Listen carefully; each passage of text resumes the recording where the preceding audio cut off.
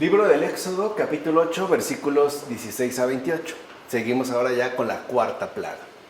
Dijo después el Señor a Moisés: levántate temprano y preséntate al faraón.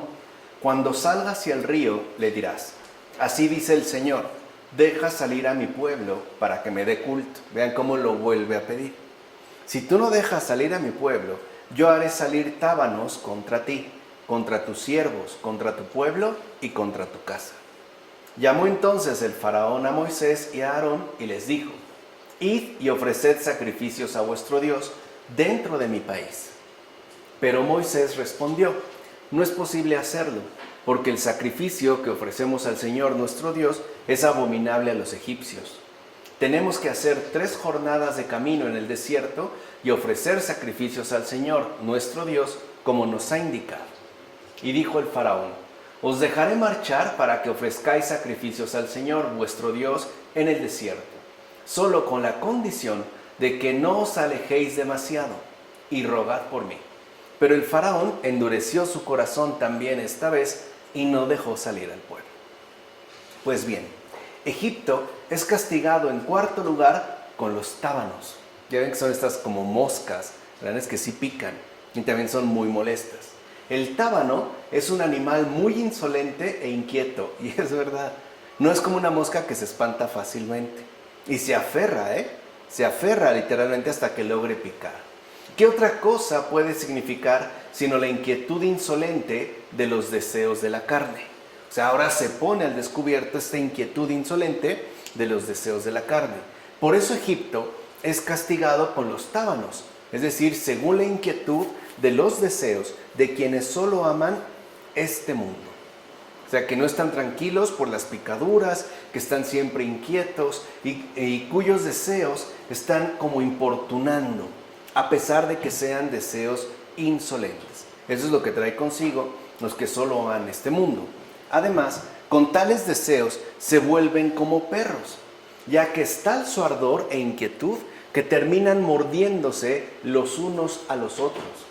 De hecho, los que se consumen por dentro por este mundo terminan volviéndose locos, como afirma Isidoro de Sevilla en las cuestiones sobre el Antiguo Testamento. Y efectivamente así es. Los que tienen esta obsesión por este mundo en cuanto tal y se consumen interiormente por él, terminan volviéndose locos, ya sea porque no logran la plena satisfacción de sus deseos o porque siempre encuentran, les guste o no, competidores en sus respectivos caminos. Entonces, ¿qué es lo que van a desear para apagar esa sangre?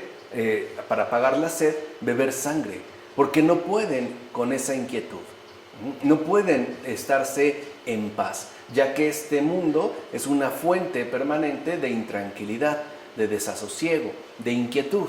Ahora bien, ten en cuenta que los egipcios abominaban del pastor, y no por el hombre, sino por las ovejas. O sea, para los egipcios las ovejas eran repugnantes. Los egipcios, en efecto, cultivaban la tierra con el arado. Por el contrario, Abraham y Jacob, y después Moisés y David, fueron pastores, con lo cual alcanzaron en este oficio una cierta instrucción real. Pues bien, los egipcios detestaban los sacrificios inmaculados, es decir, la búsqueda perfecta de la virtud según una norma precisa. Eso es lo que realmente les molestaba, la búsqueda perfecta de la virtud según una norma precisa, porque querían dejarse llevar por sus impulsos, por sus deseos y a final de cuentas por sus respectivos desórdenes. ¿Por qué sucede esto? Porque aquello que los viciosos odian para los buenos es algo puro y piadoso. Por ejemplo, la fidelidad en una pareja. Para una persona recta, la fidelidad es pura, es piadosa, vale la pena. Para un vicioso no. Incluso hasta la denigra, se burla, etc. En efecto, el voluptuoso detesta la práctica de la virtud y el disoluto la rehuye. Así pues, el cuerpo de los egipcios, que amaba la seducción de los sentidos, detesta las virtudes del alma, cosa que sigue pasando con cualquier mundano, es decir, con cualquier egipcio.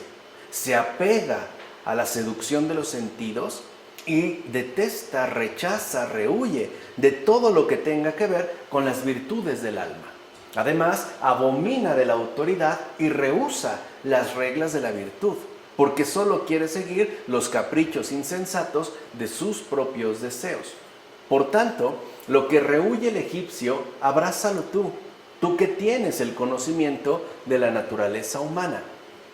Evita, por tanto, aquellas cosas que ellos buscan y eligen, ya que no pueden estar de acuerdo con la prudencia, ya que no pueden estar de acuerdo la prudencia y la necedad. Por eso, como la prudencia y la continencia renuncian a aquellas cosas que pertenecen a la imprudencia y a la intemperancia, así también todo ser humano necio rechaza la posesión y herencia del sabio y prefiere quedarse en su necedad, como afirma Ambrosio en sus cartas. Así pues, los egipcios desdeñan comer cordero, pero lo que los egipcios aborrecen, los israelitas lo ofrecen a Dios, ya que la simplicidad de conciencia que los injustos desprecian como vulgar y abyecta, la convierten los justos en sacrificio. Por ejemplo, el sufrimiento. Para un mundano, el sufrimiento es inaceptable. Para un cristiano es ofrendable. Se puede ofrendar. De hecho, ese sería el llamamiento. Por eso los rectos inmolan a Dios lo que cosechan, es decir, pureza y mansedumbre, cosas que los impíos aborrecen por juzgar las cosas vanas. ¿Cuántos mundanos? Bueno, lo dice Paterio en la explanación al Éxodo.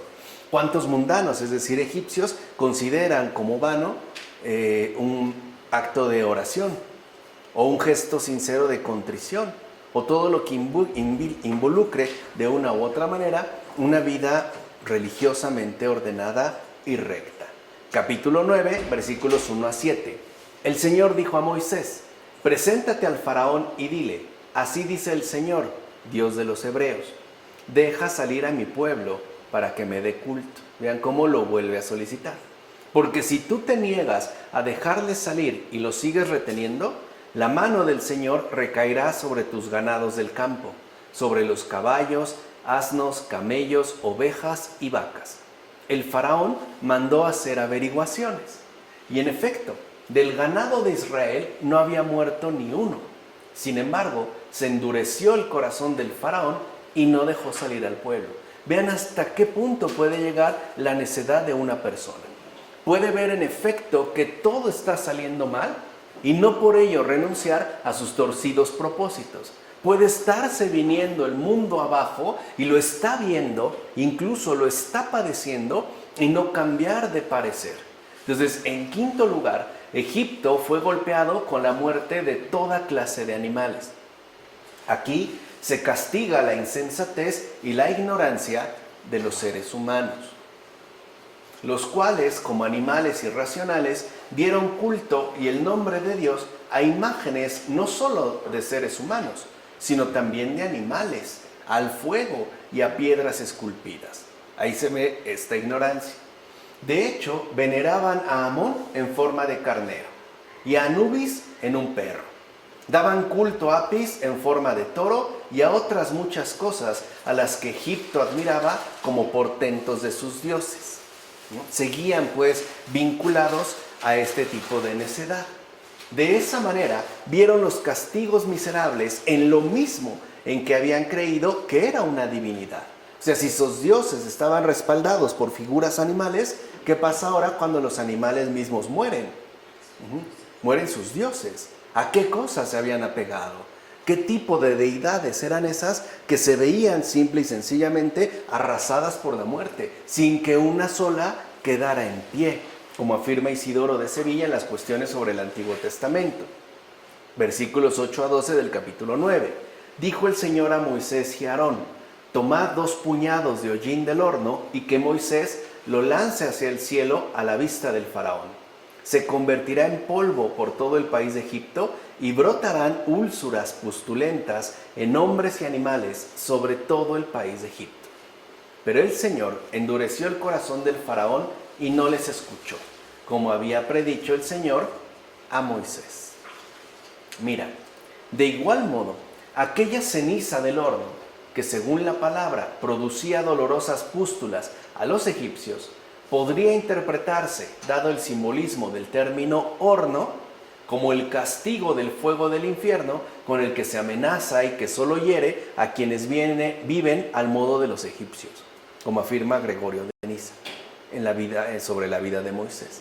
O sea que vemos que estas represiones por parte de Dios van adquiriendo un carácter cada vez mucho más radical y también evidentemente muchísimo más drástico, para que se reconozca que el modo de vida que nosotros tenemos en este mundo tendrá una repercusión directa en el más allá, es decir, a esa otra dimensión a la cual todos y cada uno hemos de dirigirnos. Por eso Dante Alighieri, si algo nos recuerda en la comedia, es que hay un más allá y que todo debe de ser contemplado a la luz de esa manifestación. Si hay un cielo, si hay una necesidad de purificación, es decir, un purgatorio, y también es verdad que hay un infierno, hay un purgatorio y hay un cielo, con toda, digamos, la carga de responsabilidad que implica en nuestro modo de vida presente. Así pues, a quienes opten por vivir al modo de los egipcios, según las pasiones, los desórdenes, el rechazo de Dios, etcétera, tratando de satisfacer su sed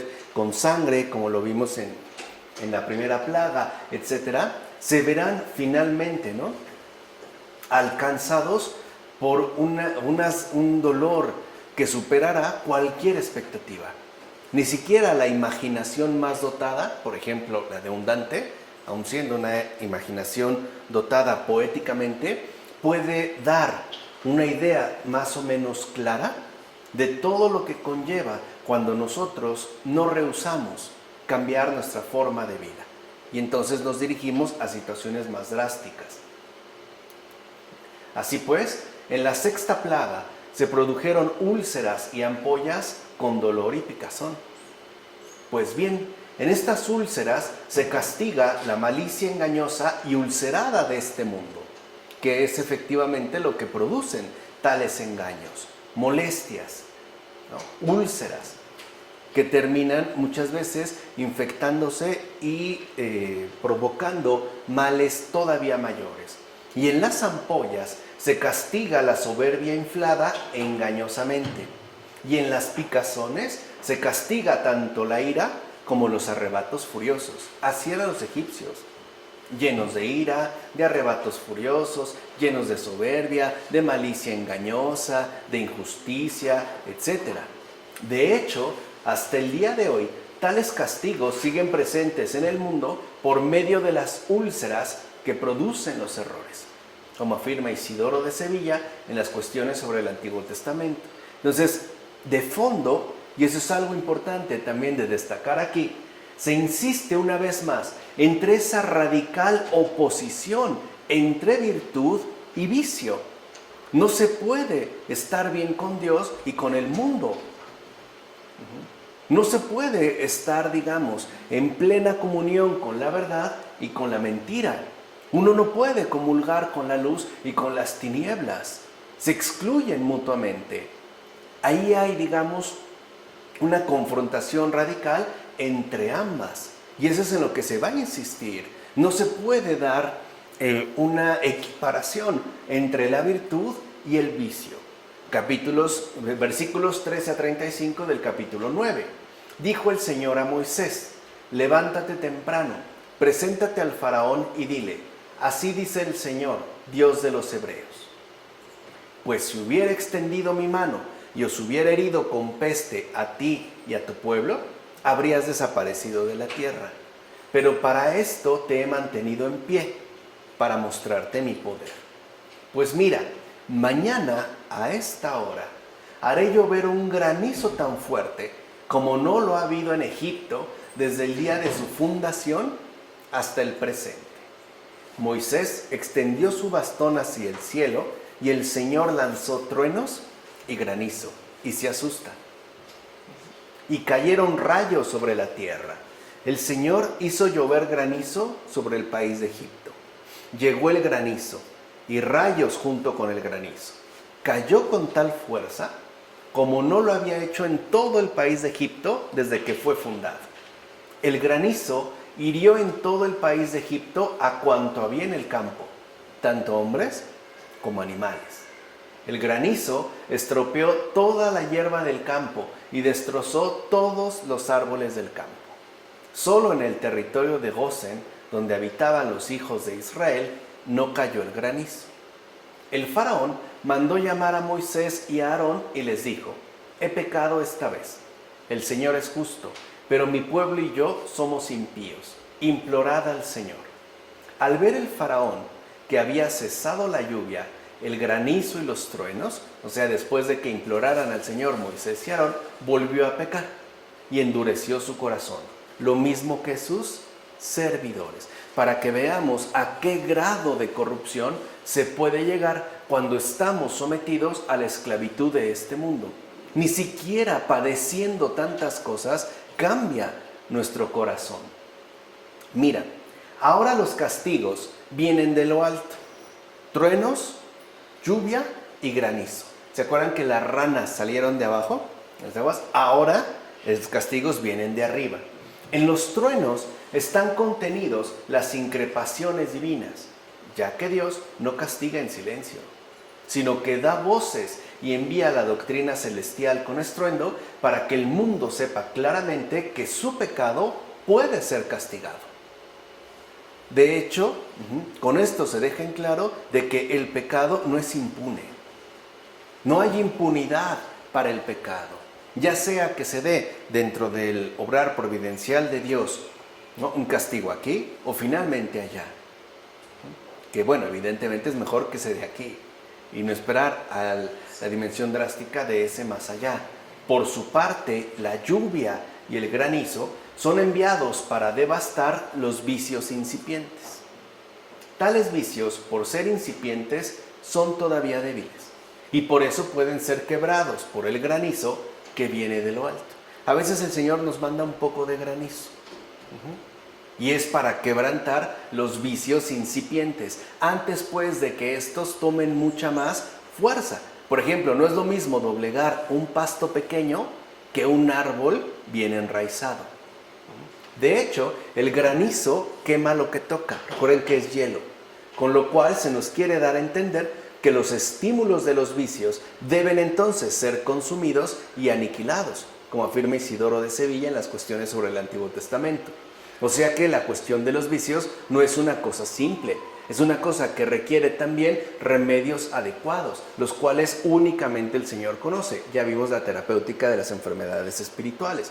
Sobre todo, y algo es importante, no solo tratar de atender al vicio, sino a los estímulos que en efecto los promueven y que los fortalecen. Entonces el Señor no solo va a los vicios, cosa que ya ha estado corrigiendo en las plagas anteriores, sino que además ahora se va contra estos estímulos que deben ser consumidos y aniquilados, y a veces por algo que queme, por ejemplo el hielo, como es el caso, en este aspecto en particular, del granizo. No dijimos ahora que vienen de lo alto.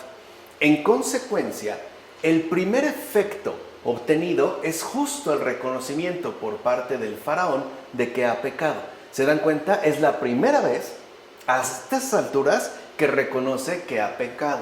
Y esto se debe a que el que permanece empeñado en su pecado debe ser quebrantado poco a poco hasta que por fin llegue al reconocimiento de su falta. No es algo que es cuando estamos tan, vuelvo a insistir, corrompidos en el corazón, cuando tenemos un grado extremo de endurecimiento interno, no es instantáneamente que se da un cambio. De hecho, el Señor nos irá doblegando poco a poco, no solo hasta que se dé, digamos, un reconocimiento inicial del pecado, sino hasta que lleguemos finalmente al arrepentimiento, hasta que nos demos cuenta del extravío en el que nos encontramos y aceptemos el ofrecimiento que Él nos hace, salir de todo este lodazal en el que estamos hundidos.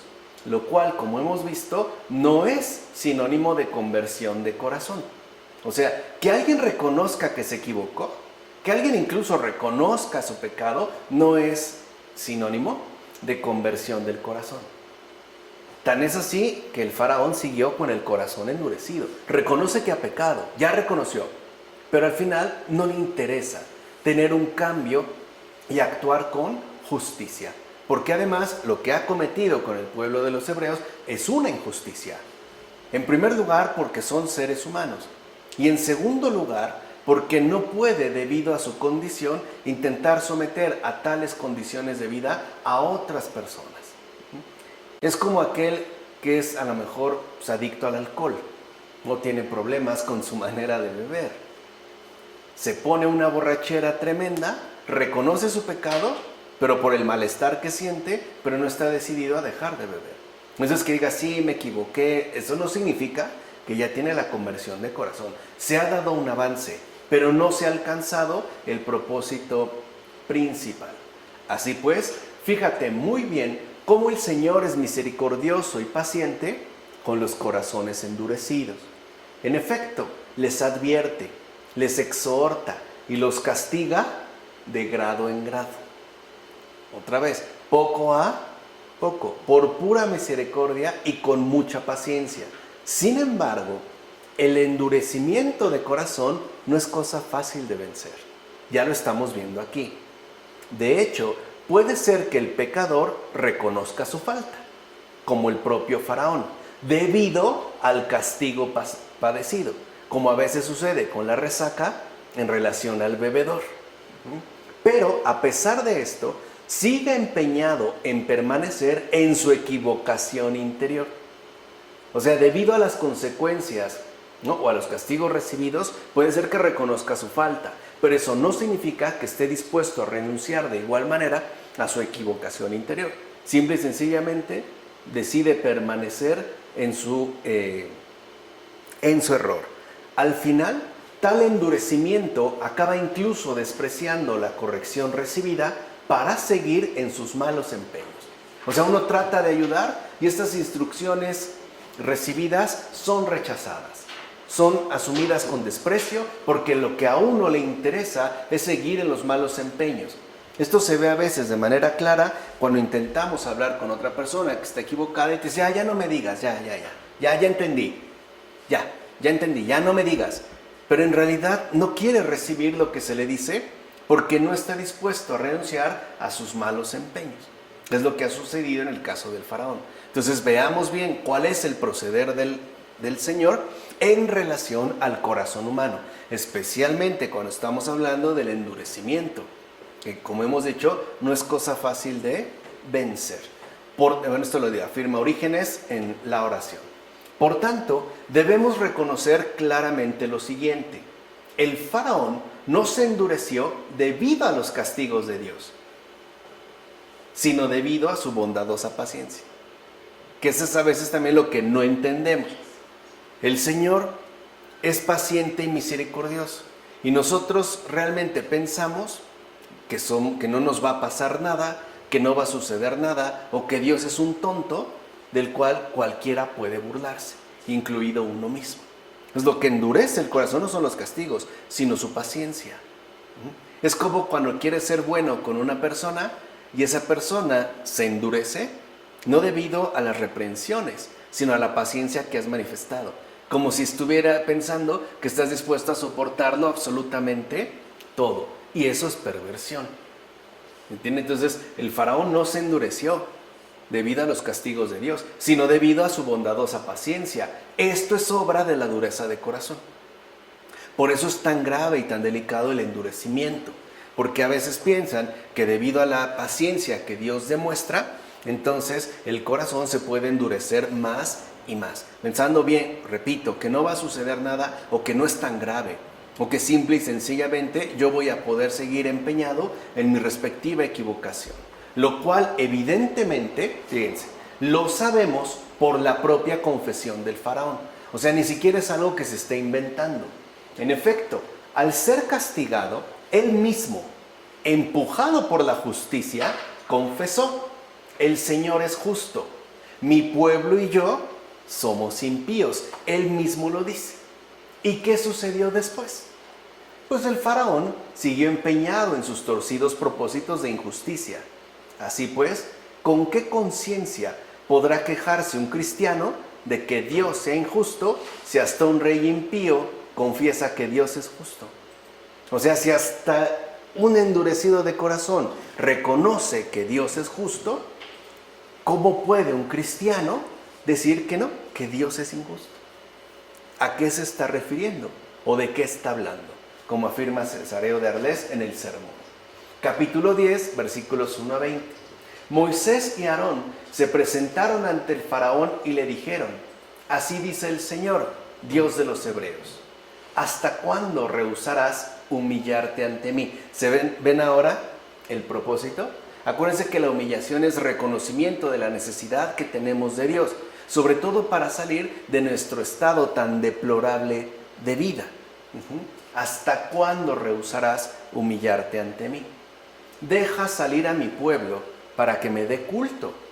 Pues si rehusas dejar salir a mi pueblo, mira que mañana mismo atraeré la langosta sobre tu territorio. Le está dando un tiempo, hasta mañana mismo, es decir, entiende de qué se trata, hasta cuándo. Y eso es también lo que el Señor nos dice cada vez que no nos enderezamos interiormente. ¿Hasta cuándo?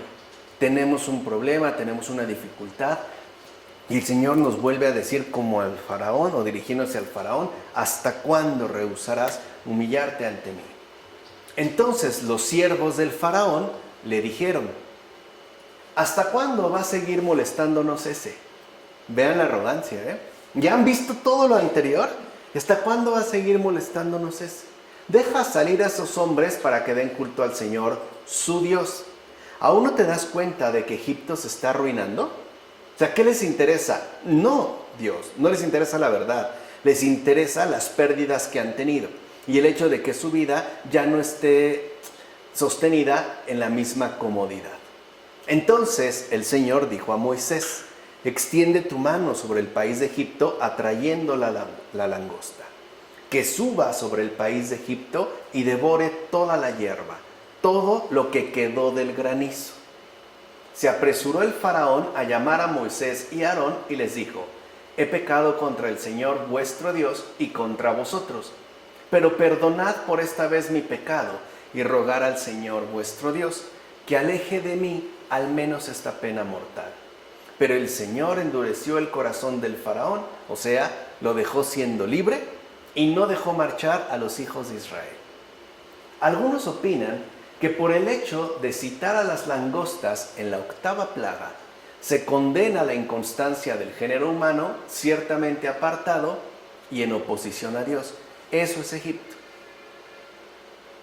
Ese es el mundano.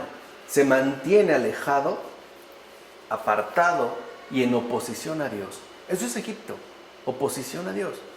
Vivir como egipcio es vivir según esta oposición a Dios. Es pues tal oposición la que la fuerza venida de lo alto ha de destruir por completo. Esa oposición, que es de hecho lo más difícil de vencer. Sobre todo dijimos porque confundimos la paciencia de Dios con una especie de fortalecimiento en nuestros arrogantes propósitos.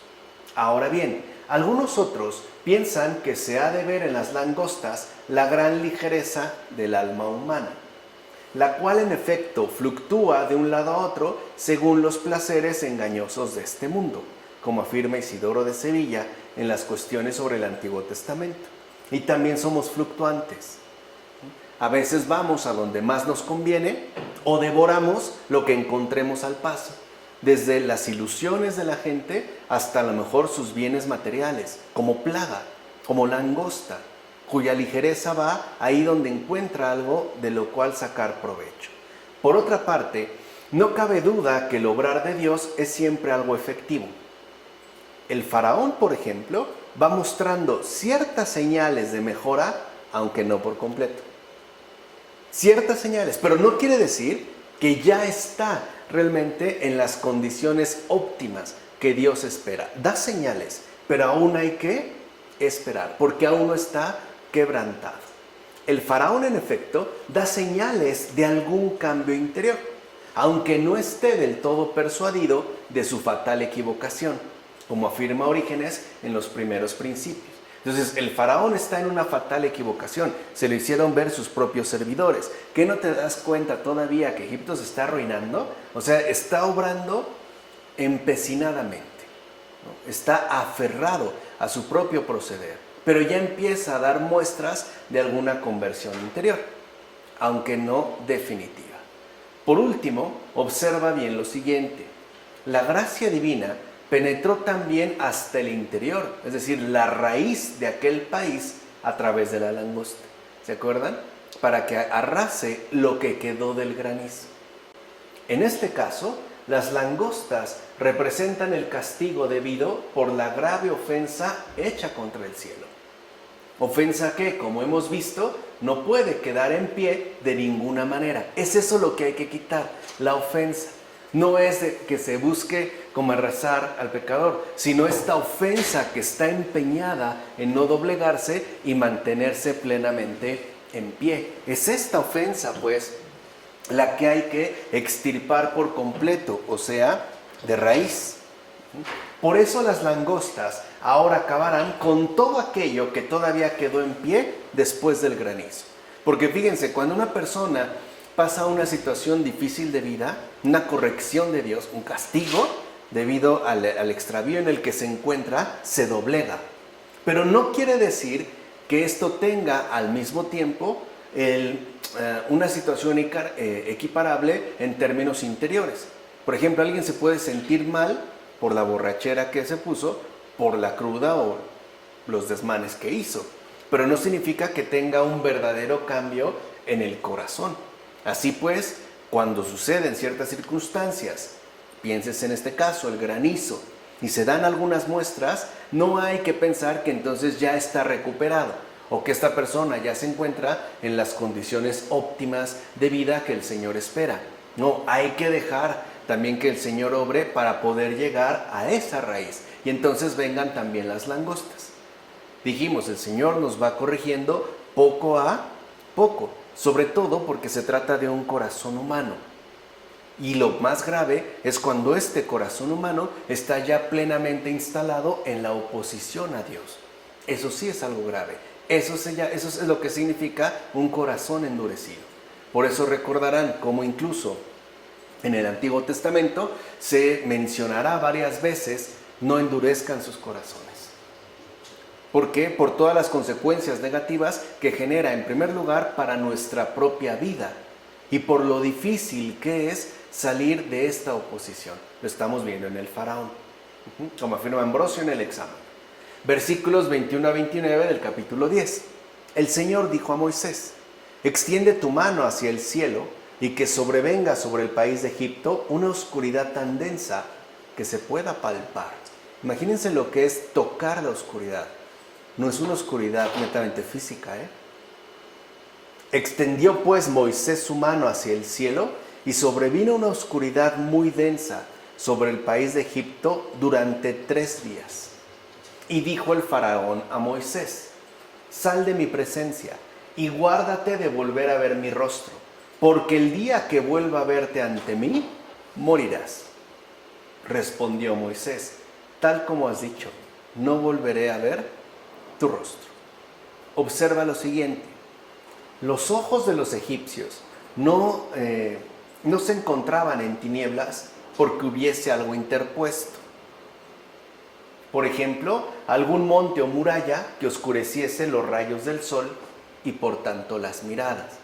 Más bien ocurrió lo siguiente: mientras que el sol iluminaba todas las cosas con sus rayos, los hebreos gozaban de luz, mientras que los egipcios estaban insensibles a este don.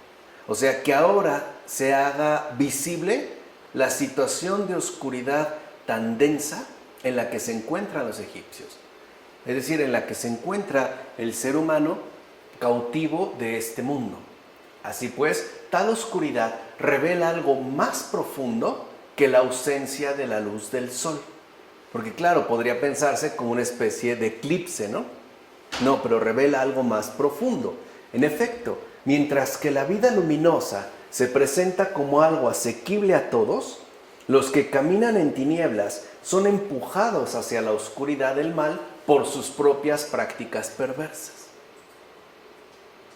¿Qué quiere decir? Lo que habíamos hablado, por ejemplo, en relación a los hechiceros. Si alguien se deja cautivar por esta equivocación, nuestras propias prácticas perversas más nos empujan, nos hunden en una oscuridad peor. O sea, cuando uno empieza mal, termina obrando peor. Y eso te va, ¿no?, como hundiendo todavía más. En consecuencia, con el envío de las langostas, esto es lo que ha quedado plenamente al descubierto.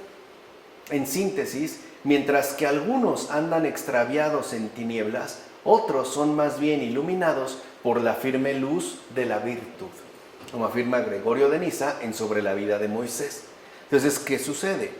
Cuando una persona rechaza la firme luz de la virtud, pues queda hundido en la densidad de las tinieblas. No sabe, pues, a dónde se dirige, ni idea tiene. ¿Cuántos que llevan una vida perversa en este mundo piensan que van muy bien?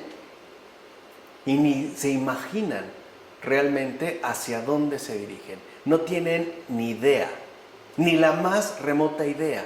Y esto no es porque no sean creyentes, es que ni siquiera pueden ver esta luz debido a la ceguera en la que se encuentran. Mientras para otro puede ser evidente, o no sé si les ha pasado, por ejemplo, casos donde ves que una persona se encuentra humanamente extraviada y todos se dan cuenta, todos se lo dicen, todos se lo mencionan y no lo ve. Y no se da cuenta y no lo acepta.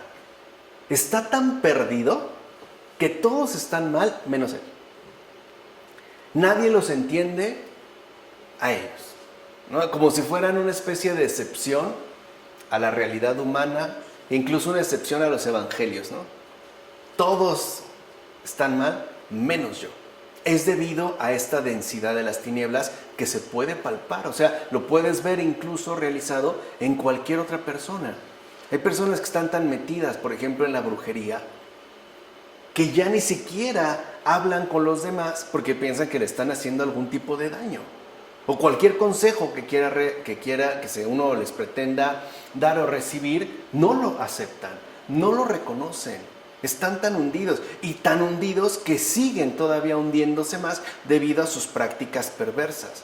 Ya no hay posibilidad de alcanzar la firme luz de la virtud. ¿Qué sucede en este caso? Solo una intervención directa y drástica de lo alto puede funcionar. Ya no hay otra medida. Porque se ha ido dando o se ha ido mostrando, digamos, esta bajeza también poco a poco. Y en la medida en la que el Señor también va interviniendo. Pues bien, con la 9ª plaga se hizo evidente que la oscuridad enviada ponía al descubierto tanto la ceguera de los egipcios para comprender los designios de Dios, como el hecho mismo de que aún andando bajo la luz, resulta cierto que los designios de Dios son inescrutables, como afirma también Isidoro de Sevilla. Entonces aquí hay dos cuestiones importantes. La primera es que Dios ya deja en claro cuál es la verdad de la vida humana según este mundo. Inquietudes, destruida, con miedo. Piensa en las plagas. Ya llegamos a este punto, a la 9ª. Tratando de beber sangre que nos sacia la sed, incómodos por los piquetes, ¿no? Inundados de ranas, ulcerados, destruidos, en tinieblas. Esto es el mundo. Eso es el mundo. Por eso Agustín no se equivocaba cuando en uno de sus escritos dijo, es que para ser honestos, esta no es vida. No es vida. Y es lo que el Señor nos está demostrando. Eso es justamente lo que no vemos, pero que creen, sí padecemos, sí experimentamos. Tal vez no vemos esta oscuridad tan densa que se puede palpar, pero vemos el efecto que produce en el modo tan equivocado, tan triste de vivir de mucha gente. ¿Cuánta gente sigue todavía inundada de mosquitos que no le dan tranquilidad según las presiones o las falsedades de este mundo tan engañoso? El Señor ha puesto al descubierto esto. Y por otro lado también, además de descubrirnos la realidad de este mundo, que es Egipto, y que sigue siendo Egipto, nos menciona, como afirma Isidoro de Sevilla, la necesidad de comprender que los designios de Dios no son algo meramente humano. No es algo que nosotros podemos captar al 100%. Y por eso es que también se requiere de una cuestión de fe. Por eso es tan importante la oración y la vida espiritual, para que podamos ver lo que los otros no pueden ver. Y no para echárselos en cara, sino para tratar de hacer algo por ellos, al menos mencionarlo. Tal vez parezcan esfuerzos inútiles, pero el Señor sabrá cómo administrar para bien, para el bien común, dichos esfuerzos. ¿De acuerdo? Vamos a la última. Capítulo 11, versículo 1 a 10. Dijo el Señor a Moisés: todavía he de atraer una plaga más sobre el faraón y sobre Egipto. Después, fíjense, aquí ya se llegó hasta el qué, hasta el tope. Recuerden, por eso les decía, por eso son 10 plagas. Acuérdense que en sentido bíblico el 10 es plenitud. Es una obra finalmente acabada. Dios ya hizo todo. Ha hecho absolutamente todo. Ha sido infinitamente paciente. Ha sido condescendiente. Ha sido sabio. Ha sido misericordioso. Ha hecho una obra buena por completo. Por eso son 10, no 8, no 14, son 10. Lo cual ya también nos da esta idea de completitud. Tan es así que ahora sí, después de esto, os dejará marchar de aquí. Cuando os deje marchar, vean ya cómo les está adelantando las instrucciones, hasta os expulsará de aquí. O sea, no solo los va a dejar salir, los va a expulsar. Habla, por tanto, al pueblo, y que cada hombre pida a su vecino y cada mujer a su vecina objetos de plata y de oro. El Señor hizo grato al pueblo a los ojos de Egipto. También Moisés llegó a ser un gran personaje en Egipto ante los siervos del faraón y ante el pueblo. Moisés dijo: así dice el Señor: en la mitad de la noche yo saldré por medio de Egipto, y morirá en el país de Egipto todo primogénito, desde el primogénito del faraón, que se sienta en su trono, hasta el primogénito de la esclava dedicada a moler, y también los primogénitos de los animales. Moisés y Aarón habían realizado todos estos prodigios ante el faraón, pero el Señor endureció el corazón del faraón y no dejó marchar a los hijos de Israel de su país. O sea, ni así. ¿Qué dices tú de todo esto? Así le ha parecido bien a Dios. Es decir, que tú también salgas de Egipto, el horno de hierro y la esclavitud. Con esto el Señor nos está poniendo en descubierto todo lo que ha hecho por cada uno de nosotros. A lo mejor no todos hemos llegado hasta la 10ª plaga, quizá algunos con la segunda, algunos quizá los menos a la primera, pero son raros. Pero nos está mostrando todo lo que ha hecho por nosotros con tal de que también salgamos de Egipto. ¿Quién no nos deja salir de Egipto? El diablo, que es también la figura del faraón. No nos la pone fácil, No nos la pone fácil. No crean que si nos ha tenido esclavizados durante tantos años, nos va a soltar así como así. Porque Él está convencido de que le pertenecemos. Cuando viene esta liberación, se va a lanzar también tras de nosotros, como ocurre con Moisés. Eso es lo que quiero que entiendan y que no pierdan de vista. Que abandones pues la idolatría de allí y que asimismo te dejes conducir por Moisés y por su legislación y mando. Así pues, observa con sentido espiritual lo acontecido y sigue mis consejos. En efecto, pide prestado a los egipcios vasos de oro y de plata.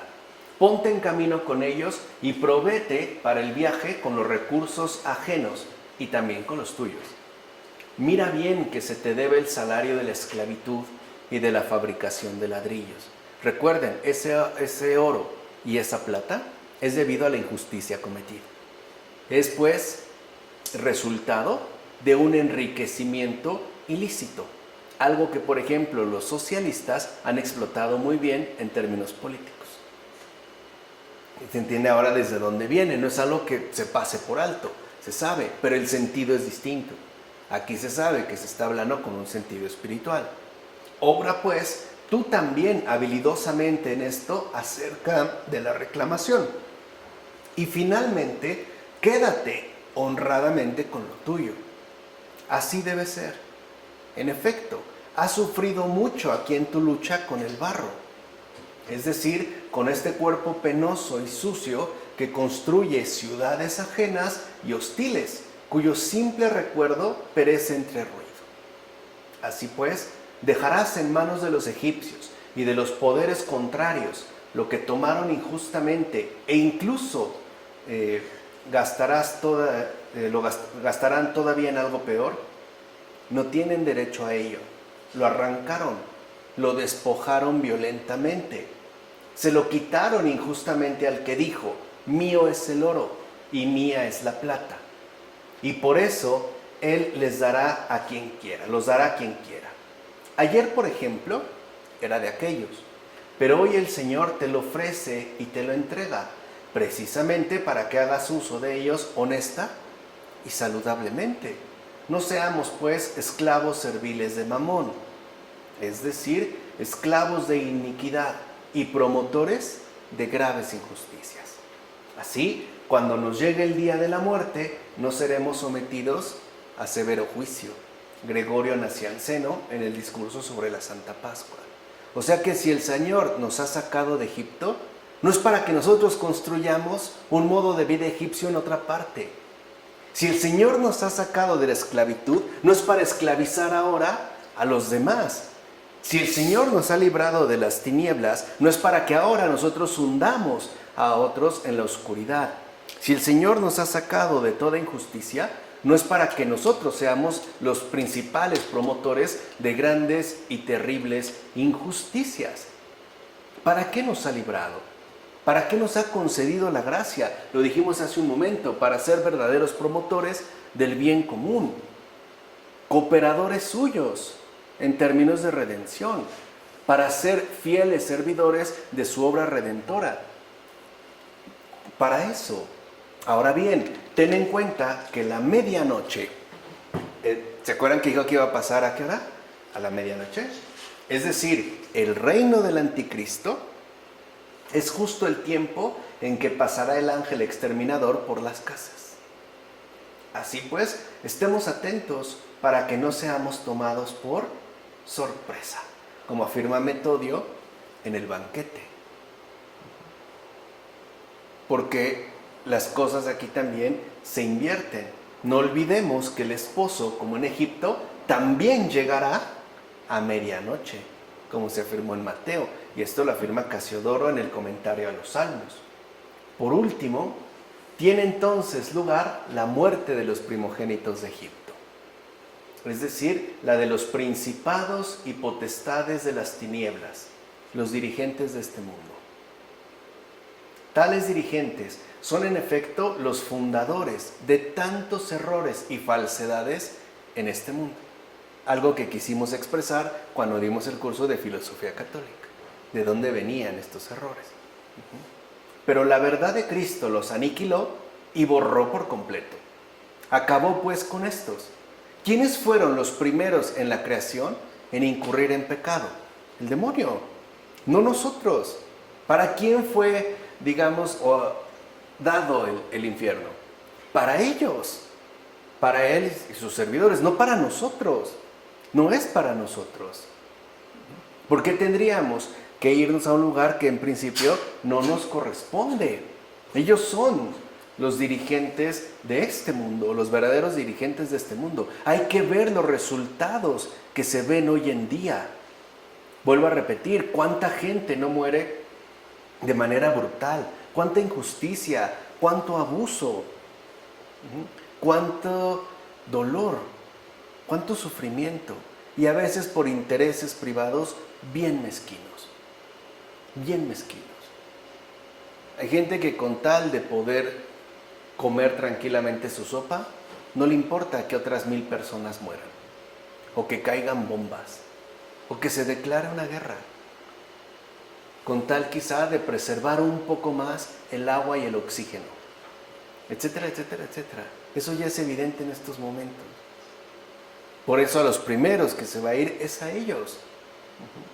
En consecuencia, ya no hay pretexto para seguir empeñados en nefastos errores y mentiras, como afirma Isidoro de Sevilla en las cuestiones sobre el Antiguo Testamento.